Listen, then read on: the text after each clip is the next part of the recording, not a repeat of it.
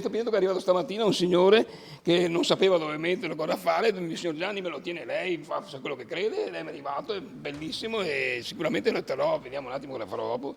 Magari cresce, buono per l'anno prossimo. Sì, appunto, ma bisogna cambiare vaso, creare un'atmosfera diversa, è troppo piccolo il vasetto e ripartire da capo. Per il dottore delle piante in questo periodo i pazienti principali sono piccoli abeti da svasare e curare e stelle di Natale da potare.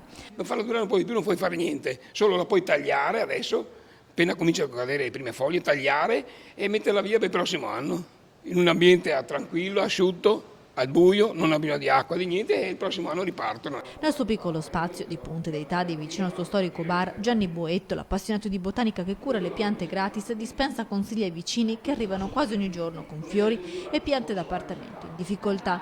Il lavoro non si ferma in questo periodo e dopo le temperature anomale di questo inverno bisogna prestare attenzione per non far morire gli arbusti. I consigli miei sono quelli di tenerle chiuse in ambienti non caldi e neanche freddi, in ambienti tipo questo che sta benissimo, piano terra con la luce, e questo è sufficiente perché troppo caldo fa male, freddo pure. Questo limone qua è fiorito perché era interno ma ha sofferto e sta riprendendo perché è più fresco, era in un ambiente caldo, in un appartamento chiuso, l'ho portato qua e sta rifiorendo ancora, sta ripartito adesso.